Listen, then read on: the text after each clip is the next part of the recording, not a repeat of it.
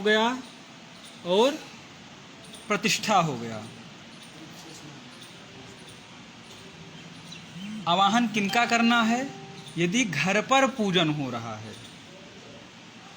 ये नहीं कि गणेश जी के यदि आप मंदिर में हैं और जो देवता आवाहित हैं, कोई भी प्रतिमा हो, मंदिर में तो सब प्रतिष्ठित देव प्रतिमाएं होती हैं, तो उनका आवाहन और विसर्जन नहीं करना है। आप घर पर जिन प्रतिमा का, आप जिन देव का आवाहन करेंगे उन्हीं का विसर्जन करना है। उनमें भी लक्ष्मी कुबेर आदि का विसर्जन नहीं करना है। तो स्नान कराने की विधि क्या है? पाद्योपाद्यम हस्त्योरर्घ्यम मुखे आचमनीयम सर्वांगे स्नानीयम जलम समर्पयाम। उसके पश्चात दूध से स्नान, दूध के बाद दही से स्नान, और जब दही के बाद में घृत स्नान होगा, मॉइस्चराइजर क्रीम लगाते हैं ना, थोड़ा चिकना हो जाए शरीर, तो सुंदर से। अब आपके पास डब पॉन्ड्स बहुत से आ गए हैं, हाँ? लेकिन वो बढ़िया लगती तो देवों का क्रीम है। तो उसके पश्चात क्या होगा?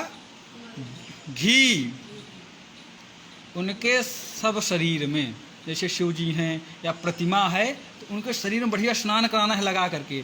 और ऐसे जैसे आप सुपारी का बनाए हुए हैं, इस प्रकार की प्रतिमा है, तो उनके सामने एक कटोरी, दोना, इस प्रकार का जो उपलब्ध पात्र हो, उस पात्र में रख करके उसमें चम्मच से आचमन हो, उससे उसमें स्पर्श कर उसमें डाल देना है। यदि प्रतिमा है तो फिर तो आनंद से जैसे स्नान कराया जाता है, खूब सुंदर से स्नान कराएंगे। और घी का मंत्र बोलेंगे कैसे? हरि ओम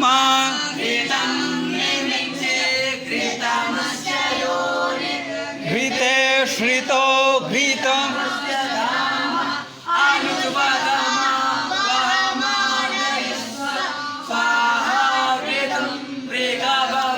हव्यम ओम भूर्भुवः स्वः गणेशाम्बिकाभ्याम नमः घृतस्नानम समर्पयामि। यदि ऐसा नहीं बोलते हैं तो बताया गया कि मंत्र अधूरा लगेगा।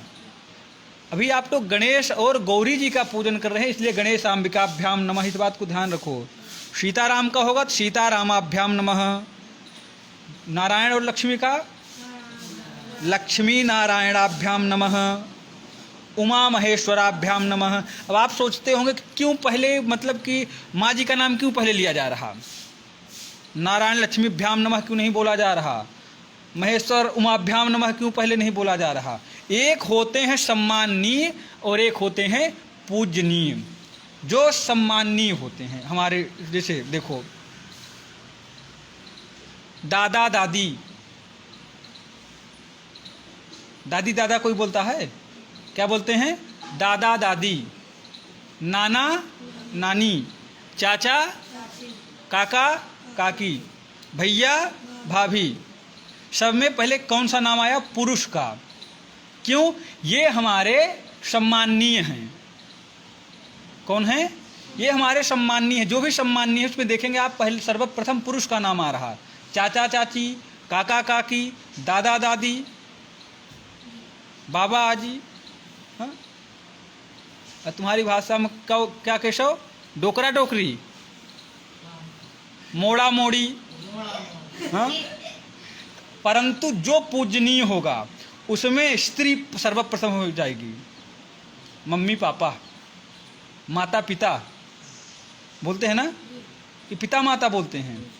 माता पिता, राधा कृष्ण, सीताराम, राधे श्याम, लक्ष्मी नारायण, ये हमारे कौन हैं? पूजनीय। इस बात को ध्यान रखो, जो पूजनीय होंगे उनमें स्त्री का नाम पहले आता है। तो जिन भी देव का आप करेंगे मंत्र यही रहेगा। और मंत्र के लास्ट में जो लग रहा है ओम भूर्भुवः स्वः, फिर जो देव रहेंगे लक्ष्मी नारायणाभ्याम नमः, उमा महेश्वराभ्याम नमः, राधा कृष्णाभ्याम नमः, सीतारामाभ्याम नमः, उमा महेश्वराभ्याम नमः, जो भी देव रहेंगे इस प्रकार से वो लग करके जो जिससे स्नान कराएंगे, ये घृत स्नानम समर्पयामि। और घी के पश्चात दूसरी क्रीम आ गई, मधु स्नान। बढ़िया सुंदर से एकदम भावपूर्वक भाव से स्नान। दिन में 4 बार पूजन करना पड़े, 4 बार वही भाव, वही प्रेम, क्योंकि हमको मौका लग रहा है ठाकुर जी की सेवा करने का। कोई आपके यहाँ मुख्यमंत्री, प्रधानमंत्री, विधायक आ जाए तो बड़े प्रेम से चाय पिलाते हो, अरे सेल्फी लोगे। आपके यहाँ कौन आया है? आपके यहाँ देव आए हैं, देवलोक से चलकर आपको मृत्युलोक में पूजन, आपको सौभाग्य मिला है। सबको मौका नहीं मिलता। यजमान भाव बनना चाहिए उसको भी, हाँ, सुंदर से, एकदम प्रेम से, कोई जल्दबाजी नहीं। तो व्यस्तता लगी रहती है, जब तक 4 लोगों के कंधे पर आदमी लेट नहीं जाता तब तक व्यस्तता लगी रहेगी। पूजन में कोई जल्दबाजी नहीं, पूजन प्रेम से ही होगा। तो घृत के बाद मधु स्नान होगा। हरि ओम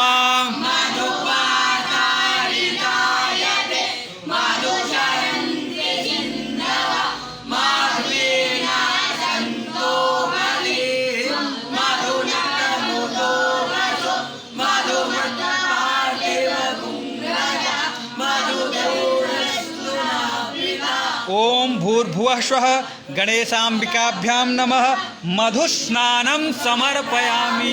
ये जरूर बोलना है, इसको नहीं बोलोगे तो मंत्र जो है अधूरा लगता है, इसीलिए आपको बताया जा रहा है इसको अवश्य ही बोलना है। घी से स्नान हुआ, मधु से स्नान हुआ, अब शरीर में चिकनाहट आ गई, चिपचिपा हो जाएगा शरीर, इसीलिए अब शर्करा स्नान होगा। शर्करा जानते हैं? हाँ, बुरा आता है बढ़िया, उसको डालोगे तो खुरदुरा रहेगा हल्का, अब बढ़िया से सफाई हो जाएगी, सुंदर से शरीर में चमक आ जाएगी, प्रतिमा रहेगी एकदम चमकने लगेगी, दिव्य तेज आ जाएगा। तो शर्करा स्नान। हरि ओम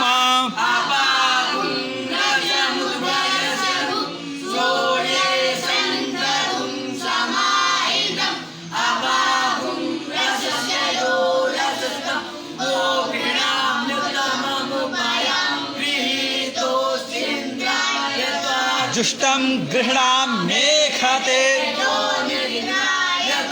जुष्टतमं गणेशाम्बिकाभ्याम नमः शर्करा स्नानम समर्पयामि। अभी तक आपने अलग अलग दूध, दही, घी, मधु, शर्करा, अलग अलग स्नान कराया। अब मिलित कर दो एक पात्र में। एक, जब आप स्नान कराते हैं, जब ये 5 पात्र में रखे रहेंगे, एक एक्स्ट्रा पात्र अपने पास रखे जाओ, थोड़ा थोड़ा सबसे पहले निकाल के उसमें डाल लोगे तो पांचों एक में हो करके ये पंचामृत बन जाएंगे। अब आपको क्या करना है, इस पंचामृत से स्नान कराना है। जिन 5 तत्व से आपने भी स्नान कराया अलग अलग करके, अब उनको एक में मिला करके पंचामृत बना करके उस पंचामृत से उनका स्नान कराना है। कौन सा मंत्र बोलते हुए?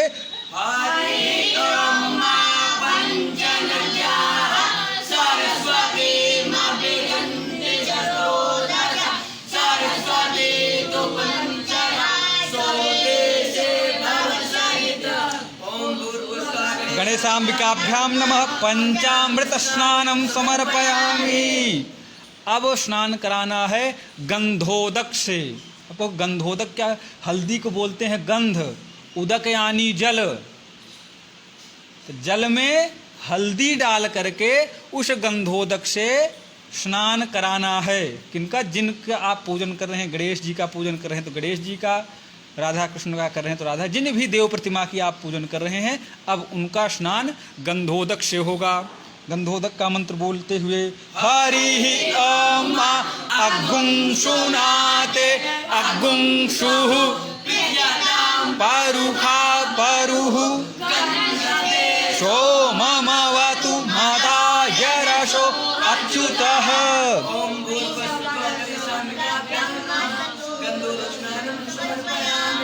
गंधोदक स्नान हो गया। इसके पश्चात बढ़िया पात्र में, बड़े जल पात्र में जल लेकर के बढ़िया शुद्ध जल से खूब सुंदर से, जो देव प्रतिमा पर लगा हुआ है दूध, दही, घी, मधु, शर्कर आदि आप स्नान कराए हैं लगा हुआ, तो शुद्ध जल से खूब सुंदर से स्नान कराएंगे कि जिससे जो भी वस्तु लगा हुआ है प्रतिमा पर वो छूट जाए और सुंदर से स्नान हो। शुद्धोदक जल। शुद्धवालः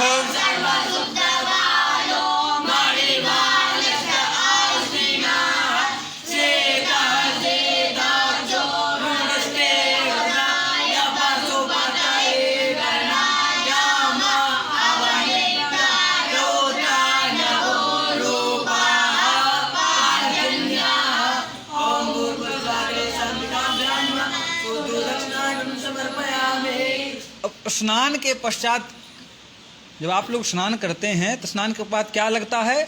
वस्त्र। स्नान करने के पश्चात सर्वप्रथम हम लोग वस्त्र धारण करते हैं। तो अब जिन देव की आप पूजन कर रहे हैं उनको भी आप वस्त्र धारण कराएंगे, वस्त्र का मंत्र बोलते हुए। हरि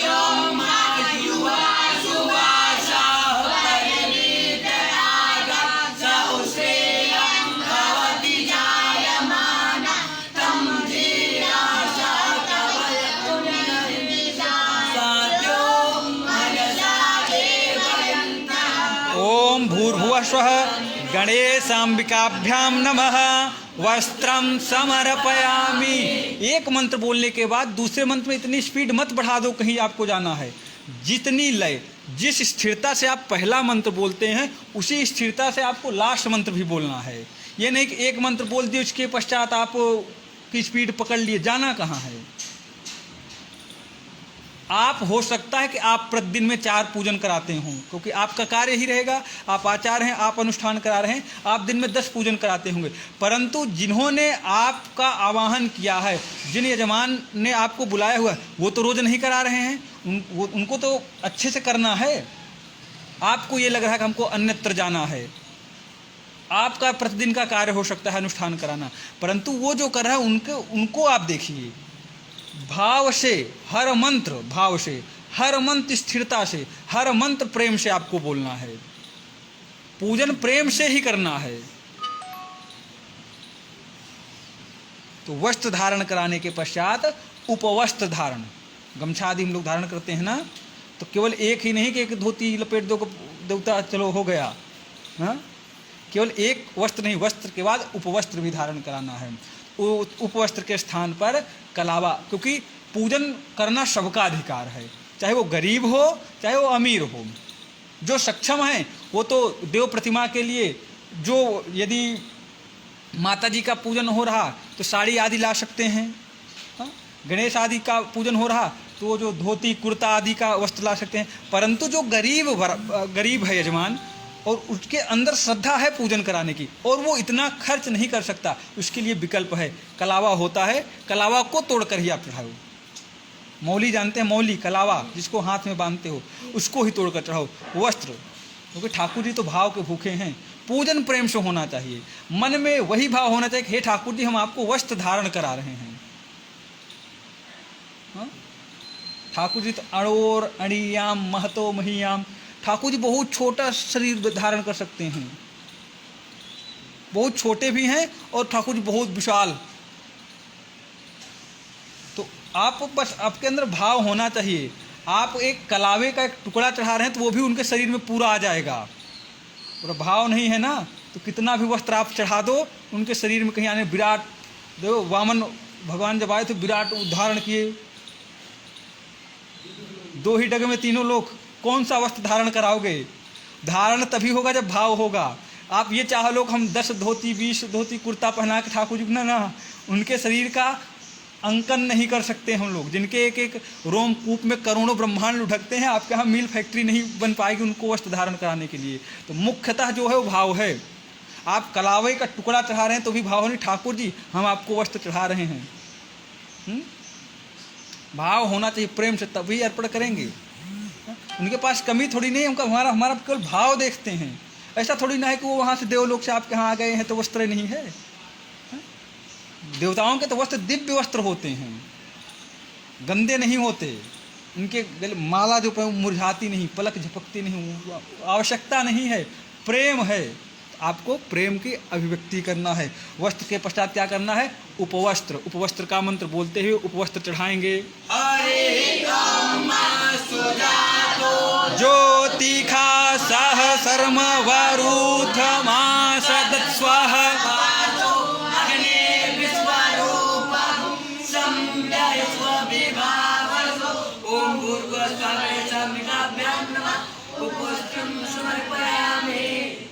देखो लिखा उपवस्त्राभावे रक्त सूत्रम समर्पयामि। यदि गमछादि उपवस्त्र नहीं है तो ही आप कलावा चढ़ा दीजिए।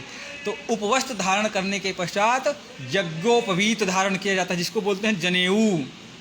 यज्ञोपवीत धारण किया जाता है। तो यज्ञोपवीत धारण कराएंगे, यज्ञोपवीत। और यज्ञोपवीत जैसे कोरा और उसमें हल्दी हल्का लगा लो, उसको कलर करके, ऐसे नहीं कि सफ़ेद सफ़ेद ऐसे रखा हुआ है वैसे नहीं, उसको खोल लीजिए, उसको उसमें हल्दी लगा लीजिए और सुंदर से उन प्रतिमा में भावपूर्वक, हाँ, जैसे यज्ञोपवीत धारण किया जाता है वाम कंधे पर, हाँ, ऐसे सुंदर से धारण कराएंगे और मंत्र बोलेंगे। ओम यज्ञोपवीतं परमं पवित्रं प्रजापतेय साजं पुरस्तात् आयोजमग्नं प्रतिमोच शुभ्रं यज्ञोपवीतं परमस्तु तेजः। ओम भूर्भुवः स्वः गणेशाम्बिकाभ्यां नमः।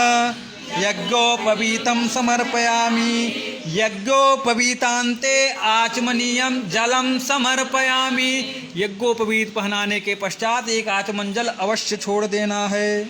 उसके पश्चात यज्ञोपवीत धारण हो गया तो फिर क्या होता है, सुंदर तिलक लगाया जाता है। हाँ, तिलक अवश्य धारण करना चाहिए। जो तिलक न लगाए उसका मुख भी देखना पाप है।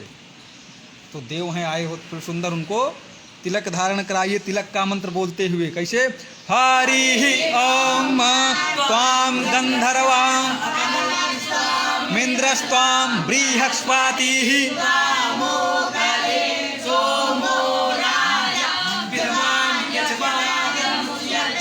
ओम भूर्भुवः स्वः गणेशाम्बिकाभ्यां नमः।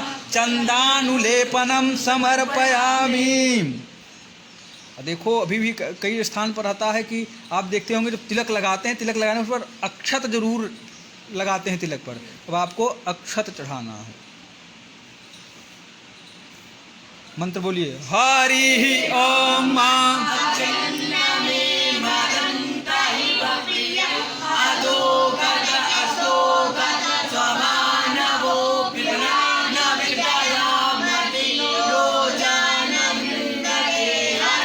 ओम भूर्भुवः स्वः गणेशाम्बिकाभ्यां नमः। अक्षतान् समर्पयामि। अक्षत लगा दिए। इसके पश्चात आपके पास जो भी माला हो फूल की समय अनुसार माला, तो उस पुष्पमाला को उन देवता को धारण कराएंगे मंत्रोच्चार करते हुए। ओम हरि ओम हि प्रतिमो दध्वं पुष्पवती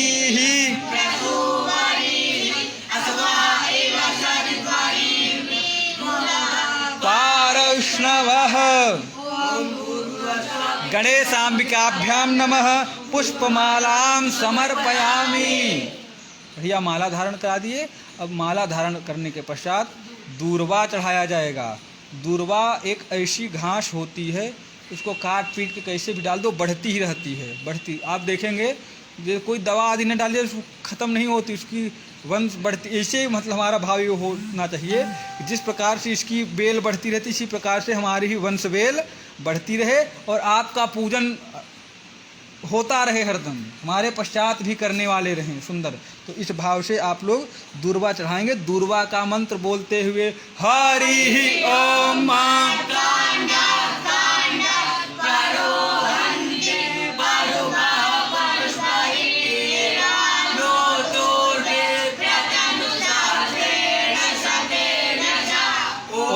भूर्भुवः स्वः गणेशाम्बिकाभ्यां नमः। दूर्वांकुरान् समर्पयामि। अब सिंदूर जो यजमान अर्धांगिनी रहेंगे उनसे गौरी जी पर सिंदूर चढ़वाया जाएगा। सिंदूर का मंत्र बोलते हुए, हरि ओम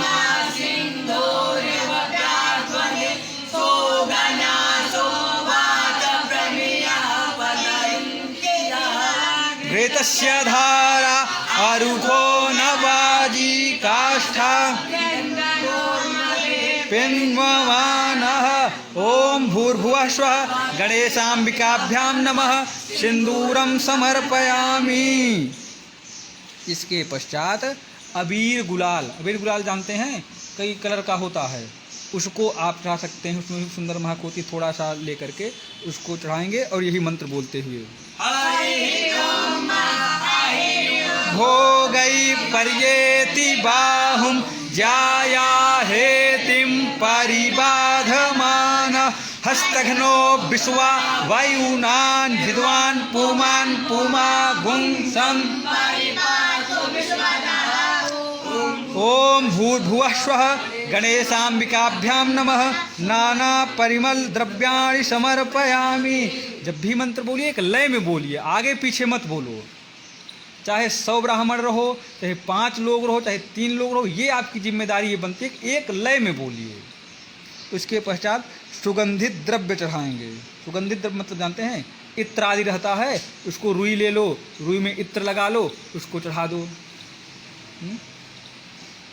अब तो परफ्यूम आ गया है, उसको भी रुई में ही लगा कर डालो। नहीं प्रतिमा सामने उनके आँख कान में सब में बढ़िया डाल दो कि महकते रहें। इत्र लगाओ, रुई का फाहा बना लो बढ़िया, उसमें लगा करके इत्र चढ़ा दो। मंत्र बोलिए। आहिर्यु हो गई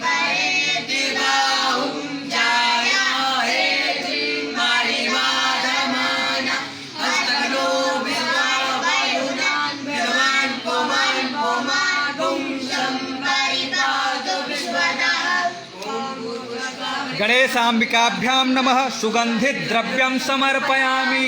इसके पश्चात धूप जलाएंगे और धूप दिखाएंगे।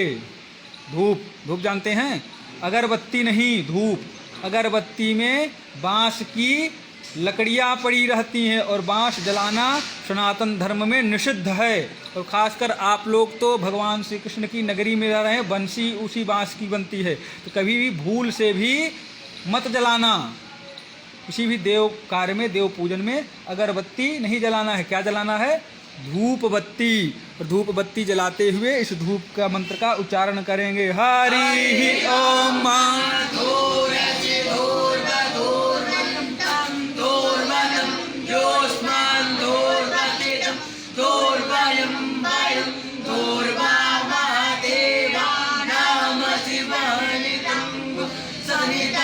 पप्रीतमं दुष्टतमं देवहूतमं ओम भूर्भुवः स्वः गणेशाम्बिकाभ्यां नमः धूपम अघ्रापयामि। धूप के पश्चात दीप जलाएंगे और दीप को दिखाएंगे। एक दीप जो पहले से आवाहन होकर जला रहेगा उसको उठा के नहीं दिखाना है। उन दीप का तो आवाहन होता है, उनका पूजन होता है, वो नहीं, आपको दूसरा दीप जला करके दीप दिखाना है। हरे ओम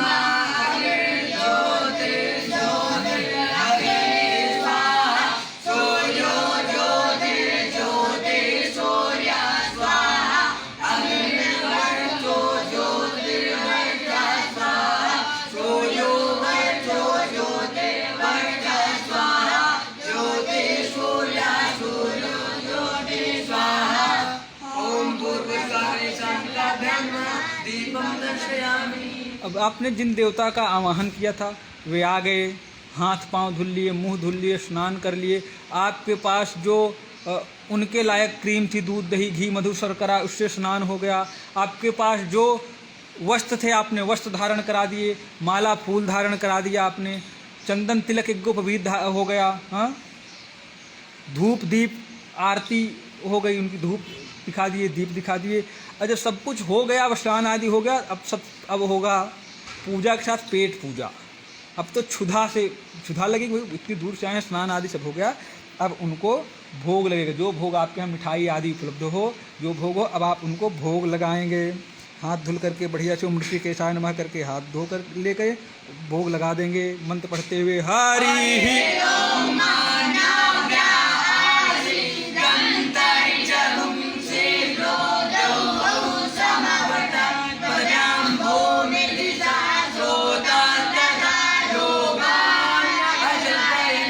सुंदर भोग लगाएंगे। भोग लगाने पश्चात ये देखो नीचे 7 मंत्र लिखा होगा। ओम अमृतोपस्तरणमसि स्वाहा, ओम प्राणाय स्वाहा, ओम अपानाय स्वाहा, ओम समानाय स्वाहा, ओम उदानाय स्वाहा, ओम व्यानाय स्वाहा, ओम अमृतापिधानमसि स्वाहा। ऐसा बोल करके घंटी बज जाएगी। हाँ, ओम भूर्भुवः स्वः गणेशाम्बिकाभ्यां नमः नैवेद्यम निवेदयामि। हे भगवान जी, जो हमारे पास उपलब्ध है आप इसको पाइए। और उसके पश्चात भोजन के पश्चात भैया फिर फल भी चाहिए। हाँ, तो फल चढ़ाइए, जो भी लाए हो, केला, सेब, अंगूर, अमरूद, जामुन, बेर, जो भी उपलब्ध हो फल चढ़ाइए और मंत्र बोलिए फल का। हरे ओम माया फल नीर्या अफला पुष्पाया च पुष्पणी बृहस्पति प्रदूतास्तानो मुञ्चन्तगुं भाषा। ओम भूर्भुवः स्वः गणेशाम्बिकाभ्यां नमः। ऋतु फलानि समर्पयामि। फलान्ते आचमनीयम जलम समर्पयामि। उसके पश्चात करोद्वर्तन करेंगे। हम आपको हाथ बता देंगे, इस तरीके से करके चंदन समर्पित किया जाता है। दोनों हाथ इस तरीके से करेंगे और तिलक लगा करके ऐसे ऐसे दोनों नाखून से इसे करोद्वर्तन किया जाएगा। मंत्र बोलिए। हरि ओम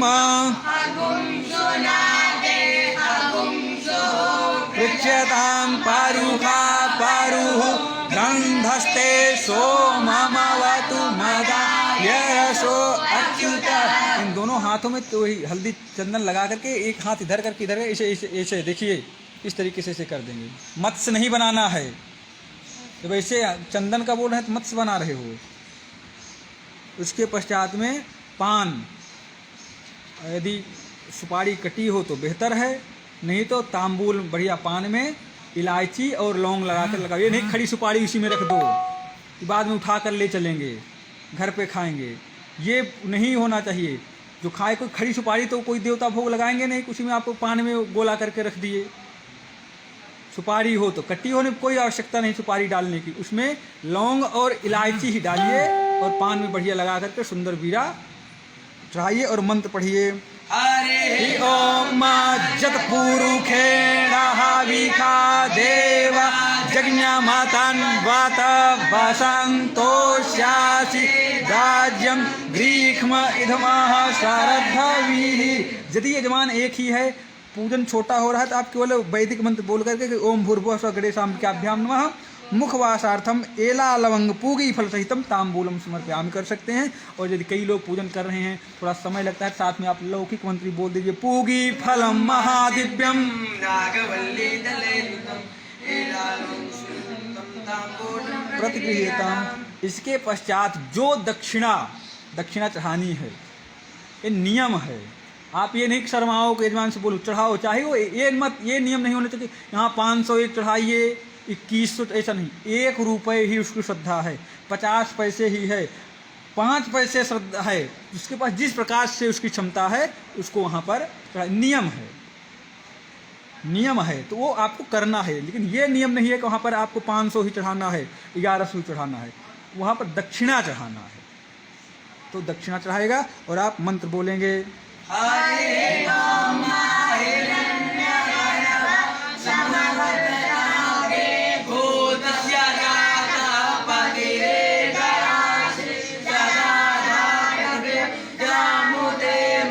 तस्मै देवाय हविखा विधेम। गणेशाम्बिकाभ्यां नमः।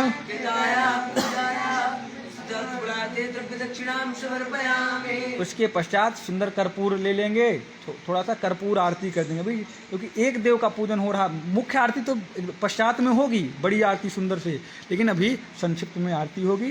कर्पूर से आरती करेंगे बढ़िया। हरि ओम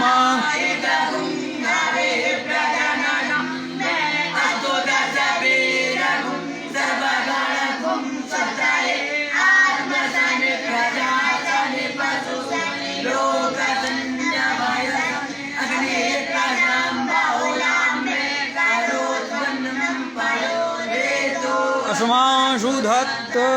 ओम भूर्भुवः स्वः गणेशाम्बिकाभ्यां नमः। आरतिकं समर्पयामि। आरती के बाद में, आरती के बाद जल थोड़ा ऐसे घेरा लगा दें। उसके बाद में हाथ में पुष्प लेकर पुष्पांजलि करें। ये संक्षिप्त पुष्पांजलि, क्योंकि भी एक जिन देव का जैसे पूजन होता चलेगा तो संक्षिप्त रूप में आरती पुष्पांजलि होती रहेगी। मुख्य पुष्पांजलि, मुख्य आरती तो जब सब जितना आवाहन जिनका आप रहेगा सबका कर लेंगे, उसके पश्चात होगा पुष्पांजलि करेंगे। जगनेन जगन्नामाय जन्त देवास्तानि